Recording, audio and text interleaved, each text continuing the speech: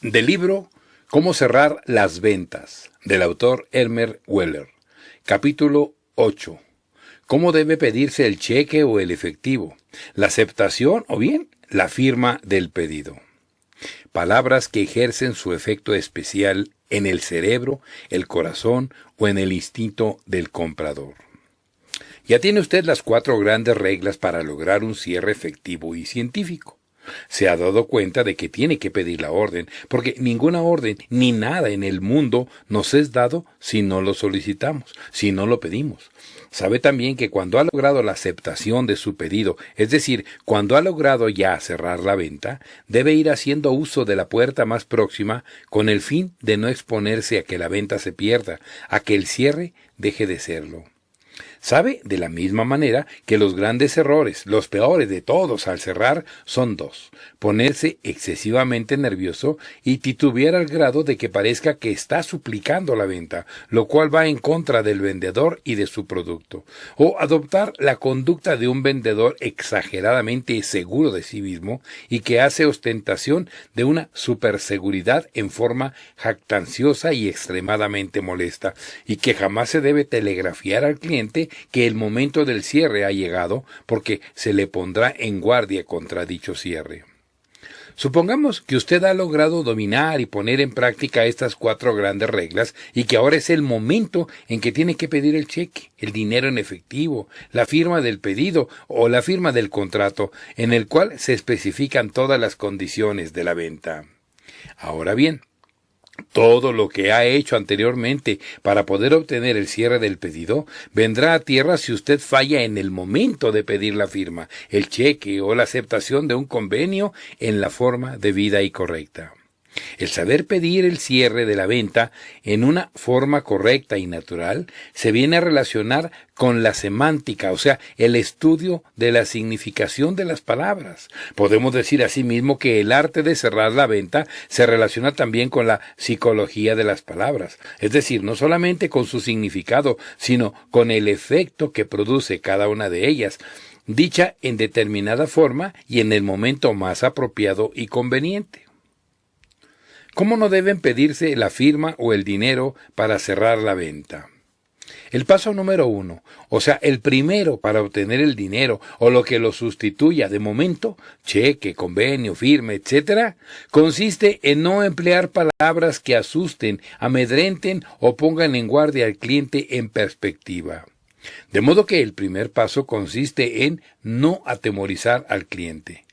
Vea usted a continuación en qué forma puede atemorizarlo o ponerlo en guardia contra usted mismo y contra el producto que está usted ofreciéndole, haciendo mención de la cantidad de dinero que cuesta el producto y enseguida callarse la boca.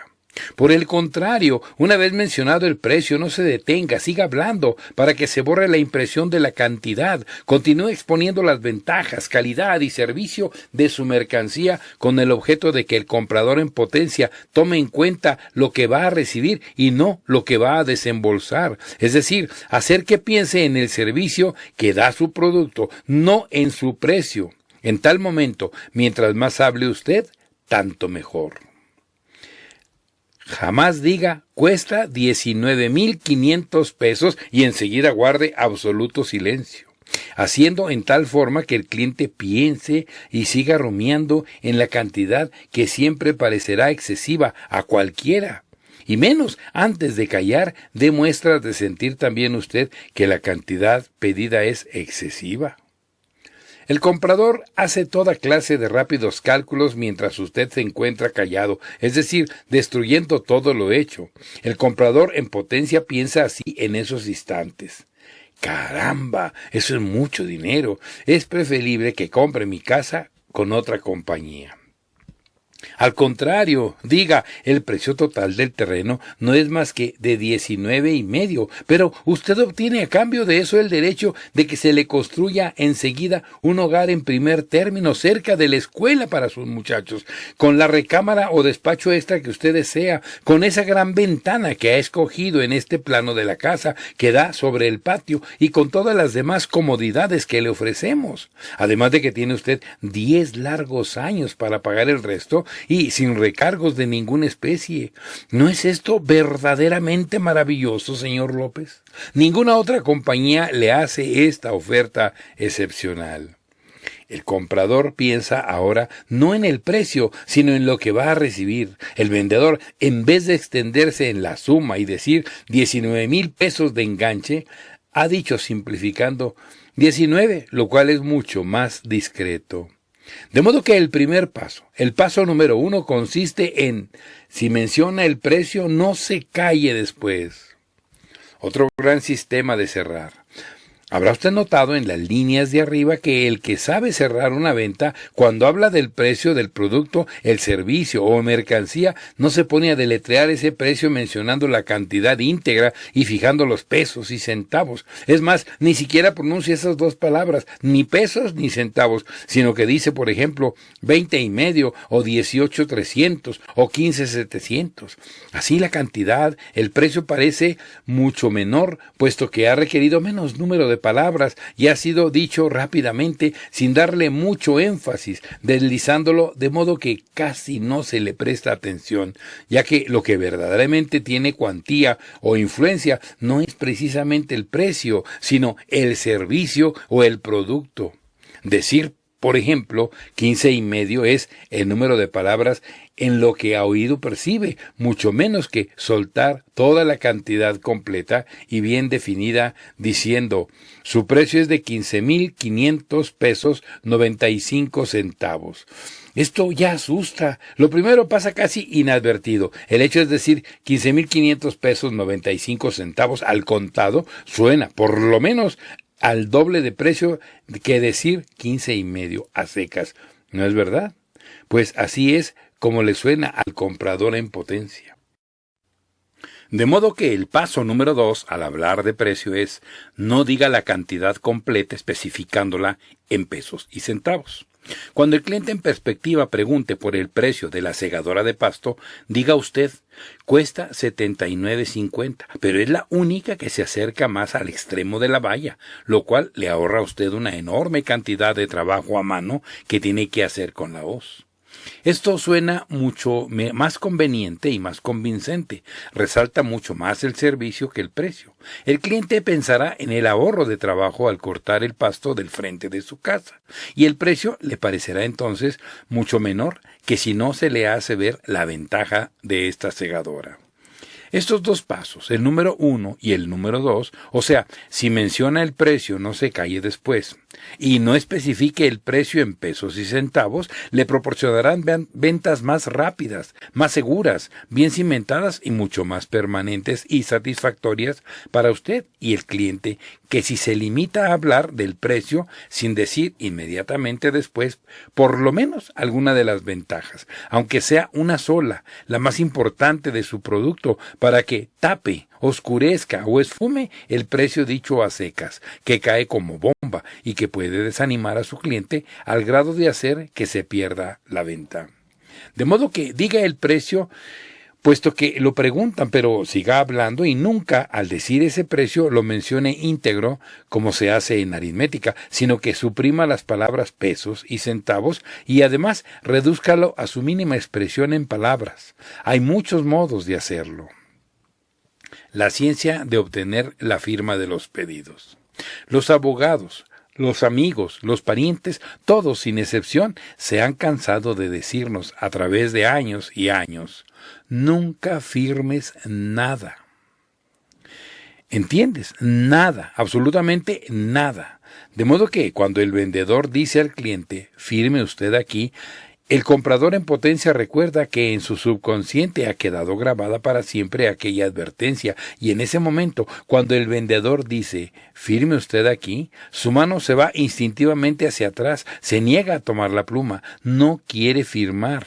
Se despierta aquella advertencia de no firmar nunca nada y, como si fuera a tocar una víbora venenosa, su mano se revuelve, se revela, se retira automáticamente. Sus reflejos lo apartan automática e instantáneamente de la palabra clave firma. Los trucos para hacer firmar al cliente pueden resumirse en 3 amables frases como estas que no hablan directa y claramente de firmas. tenga la bondad de poner aquí su visto bueno. Ponga usted aquí su nombre completo tal como desea que se ponga en la factura. Por favor, llene este espacio. Aquí su nombre si tiene la bondad. Hay muchas otras formas inteligentes de eliminar esa horrible expresión de firme aquí, de cambiar esas dos palabras que tienen la virtud o el defecto, mejor dicho, de poner en movimiento inmediato y automático mecanismos negativos que están listos a trabajar siempre en el cliente en perspectiva, puesto que se encuentran siempre latentes, dispuestos a intervenir al menor error cometido por el agente que trata de cerrar la venta, la cual se prolonga o se pierde, y en el primero de los casos ocasiona al vendedor una serie de nuevos esfuerzos, esta vez más considerables y difíciles, para volver a convencer al cliente de las ventajas del producto y poder obtener su equiciencia, su firma, esa cosa que se designa con el terrible nombre de firma. En toda venta tiene que mencionarse en cierto momento el precio, y en la forma en que se le mencione puede lograrse la venta o hacer que quede destruida, o bien ocasionar que el precio suene mucho mayor de lo que es en realidad en los oídos del posible comprador. Un tono adecuado de voz es siempre de la mayor importancia. En la forma de decir el precio puede consistir que ese precio parezca mucho menor de lo que es o casi insignificante. Esto depende del tono de voz que emplee el vendedor en el instante de mencionarlo. Si usted, por ejemplo, ha bajado el tono de su voz y la hace temblar en el momento de decir el precio, entonces no logrará sino que el posible comprador sienta que está usted pidiendo de más por el producto, que está usted saliéndose del verdadero precio marcado por la compañía u organización que lo emplea, y enseguida comenzará a desestimar a usted y a su producto, y finalmente lo eliminará. Si por otra parte comienza usted a tratar de disminuir artificialmente el precio, tratando de hacer que aparezca como menor de lo que es, estará cometiendo igualmente un grave error que no hará sino provocar la protesta y hasta el enojo del posible comprador en perspectiva. Si usted le dice, solamente le cuesta 10,000 pesos, el comprador dirá airado, ¿solamente dice usted? Pero hombre, 10,000 pesos ya es mucho dinero, ¿cómo que solamente? Sin darse cuenta, ha subido usted en forma considerable el precio a los ojos del cliente en perspectiva por usar en forma tan indebida e inadecuada la palabra solamente, que ha hecho ver al comprador que el precio es de 10,000 pesos, muchos pesos para él, y que usted, como para burlarse, todavía dice que solamente. Es mucho mejor mencionar el precio en el mismo tono de voz que usted venía empleando durante su charla de ventas, sin tratar ni de excusarse por ese precio, adoptando un tono de voz más humilde, sumiso y suplicante, ni tampoco tratando de hacer aparecer el precio ridículamente pequeño, cosa que el comprador no aceptará, y con muchísima razón de su parte. Estoy seguro de que convendrá usted conmigo en que el precio es perfectamente razonable. Puede ser una de las formas agradables de presentar el precio, pero antes de decirlo, o bien, el precio está completamente de acuerdo con las cualidades y el servicio que el producto que le ofrezco le dará a usted. Es también otra de las formas de llegar a la cifra del precio en una forma quieta, pacífica, tranquila, serena, natural y sincera, sin necesidad de tratar de rebajarlo inútilmente con palabras como la famosa solamente, la cual hace que aparezca como enorme ante los ojos del comprador. Hay otros productos cuyo precio puede ser justificado plenamente, como en el caso de las máquinas de contabilidad. Se le hará ver al comprador en potencia que la máquina que se le ofrece hace el trabajo de 6 personas, ayudantes de contabilidad, que deben tener conocimientos por lo menos elementales de los sistemas contables de la negociación y cuyos sueldos al año significan tantos más cuantos pesos. La máquina que se le está ofreciendo puede ser operada por una sola persona sin el menor riesgo de errores, y hace cargos, abonos, da saldos, totaliza deudos y, en fin, todas las labores que tendrían que ser hechas por 6 empleados que tendrían derecho a una indemnización al ser separados, que pueden equivocarse En tanto que con la máquina de contabilidad, la empresa no gastará el sueldo más que de una sola persona, no correrá el riesgo de errores, el trabajo se hará más rápidamente con una sola persona que con 6, no habrá indemnizaciones porque la máquina no las cobra y en cuanto a su costo de operación, se mencionará que la fábrica da una garantía total contra descomposturas por 1 año, o 2, o 5, o los que sean.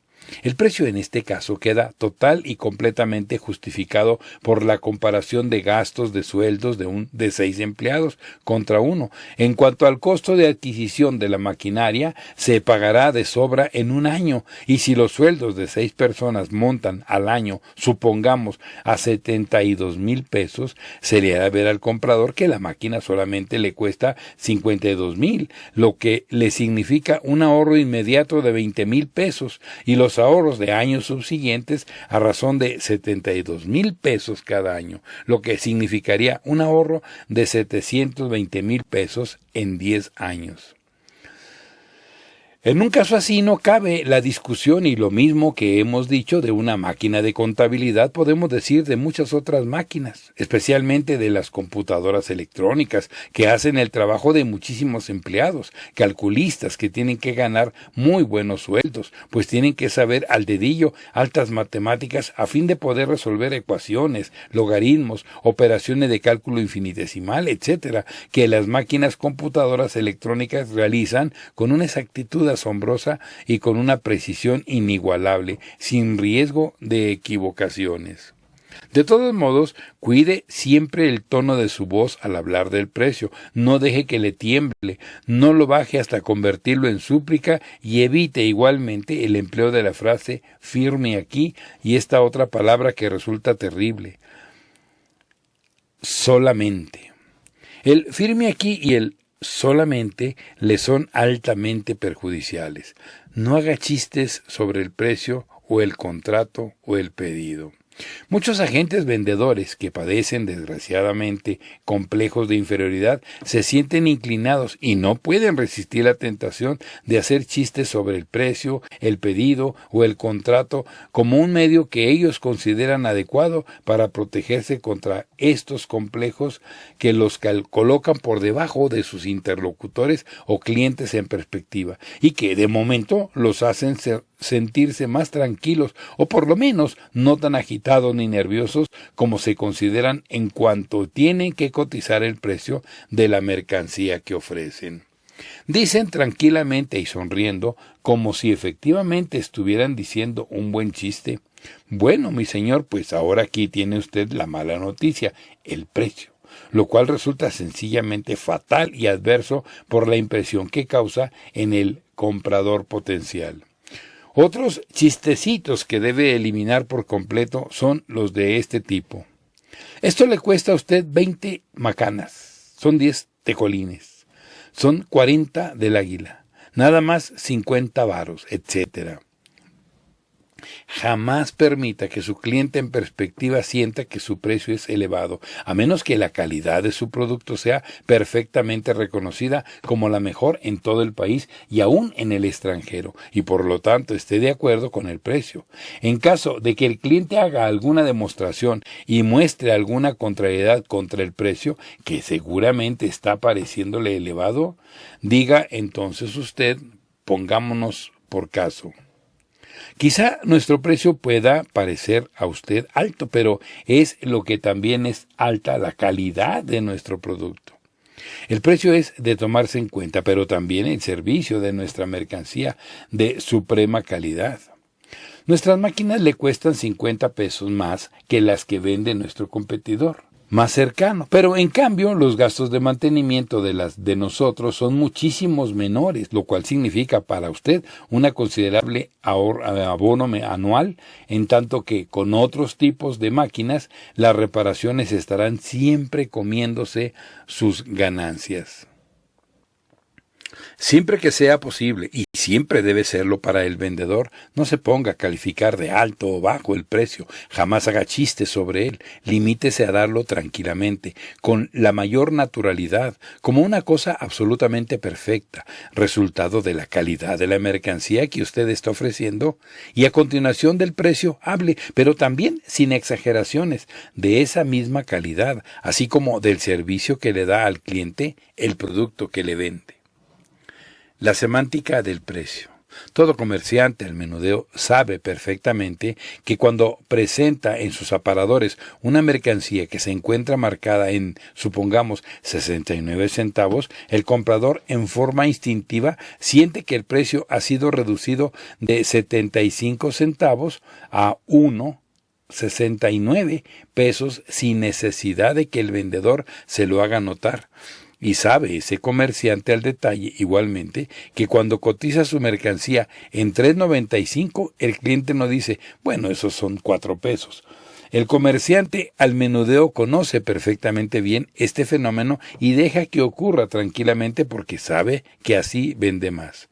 El comprador siente invariablemente los precios. Su mentalidad en el momento de comprar está constituida, integrada o conformada de tal manera que salta impetuosamente como si fuera de gusto cuando conoce el precio. De modo que cuando vale 1,995, el comprador siente siempre que es mucho menos que 2,000. Cuando la diferencia no es más que de 5 pesos, pero como se dice en primer lugar 1,000 y después el resto, la palabra 1,000 es la que queda grabada y el comprador tiene la impresión exacta para él de que el producto vale mucho menos de 2,000 pesos. Pero por otra parte, cuando el cliente quiere adquirir calidad, prefiere escuchar o ver cifras cerradas. No se mostrará seguramente más dispuesto a comprar un anillo de brillantes porque se lo diga que vale 995 en vez de 1,000 cerrados. Por el contrario, ese precio de 995 le suena como una ganga de lo que es necesario cuidarse. En estos casos, el precio, rebajado artificialmente en 5 o 10 pesos, tiene importancia, pero en contra del vendedor. Puede ser que usted compre con toda confianza una corbata de $9.75, pero seguramente no adquirirá un sombrero de $29.80 porque desde el principio ese precio le sonará a precio de sombrero corriente. Esa es la razón principal por la cual la inmensa mayoría de los sombreros se venden a precios que muestran siempre cifras redondas, cantidades cerradas, 80, 150, 280, 530 y así subiendo de acuerdo con la calidad y el poder adquisitivo de la moneda de cada país. Existe una razón para que el comerciante marque determinada clase de mercancía a precio que parecerá ser menores de lo que en realidad son, ya que 1,995 es 2,000 pesos o 975 es 10 pesos en realidad, pero no hay razón alguna por la cual ese mismo comerciante no pida un precio en cifras redondas por una mercancía de calidad, fina, delicada y de alto valor.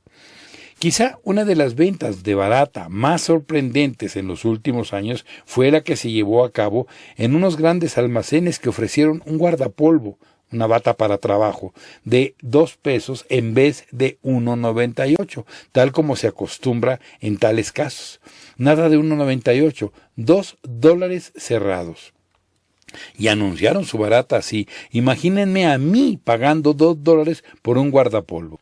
En el texto del anuncio se explicaba ampliamente y en forma por demás convincente por qué se le había fijado un precio redondo de $2 al guardapolvo y todos los compraron por los $2. No olvide jamás esta psicología tan especial del comprador. Lo que dice es cómo lo dice. 5 modos comprobados de hacer amigos. Número 1. Me siento orgulloso de usted.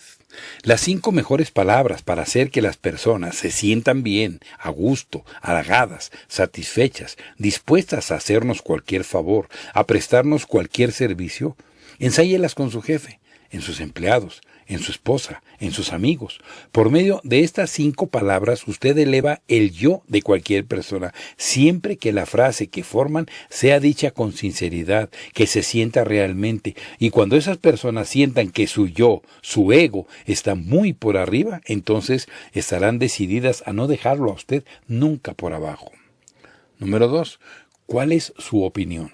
Las 4 palabras mágicas más poderosas del mundo para obtener la información que se desee aún de labios de las personas más inaccesibles, más inabordables, o bien de labios de una persona totalmente desconocida, porque al hacerlo usted cumplimenta ampliamente la calidad, la perspicacia y la penetración del juicio de esa persona, es decir, rinde tributo a la inteligencia de la persona a quien usted pide su opinión. A la gente le agrada sobremanera que se tome muy en cuenta su opinión porque se siente importante, inteligente, digna de ser consultada. Al hacer usted esa pregunta, por medio de estas 4 sencillas pero maravillosas palabras, logra instantáneamente, en cuanto las pronuncia, que la persona a quien van dirigidas se sienta culminante, interesante, trascendental. Número 3. Hágame este favor. 3 palabras mágicas que tienen el poder brujo de lograr una acción rápida de las personas que las escuchan, en favor de las cosas y favores que usted solicita de ellas en esta forma. Nadie puede negarse a una súplica hecha así. Claro está que reconociendo que solo esa persona a quien usted se dirige es la única capacitada y que se encuentra en condiciones de concederle el servicio que está usted pidiéndole. Cuide de rematar siempre cualquier petición con estas 3 palabras mágicas y verá usted los resultados inmediatos. 4. Muchas gracias. 2 palabras que hacen que las personas que las escuchan se sientan verdaderamente contentas y satisfechas plenamente por el favor que han otorgado. Nunca deje de usarlas. Dígalas invariablemente después de recibir un favor, una distinción, un privilegio o simplemente un servicio.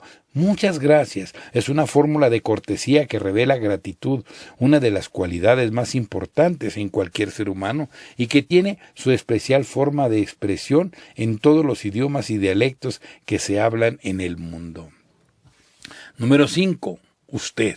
La palabra que hace más amigos que ninguna otra de las que puedan figurar en idioma alguno. A las personas les agrada sobremanera escuchar que se hable de ellas, de modo que use lo más posible, pero siempre en el momento más oportuno, la palabra usted, ligada a sucesos reales. Por ejemplo, usted fue quien primero lo dijo. Usted lo dijo y se cumplió. Usted fue el de la idea. Aunque esa idea haya sido de quien habla con él, no vacile en lo más mínimo en decir que fue él, su interlocutor, quien tuvo esa maravillosa idea, ese estupendo plan, quien concibió ese formidable proyecto, aunque haya sido suyo en realidad. De modo que use siempre la palabra usted y nunca yo, que es la palabra más pequeña de la tierra. Muchas gracias.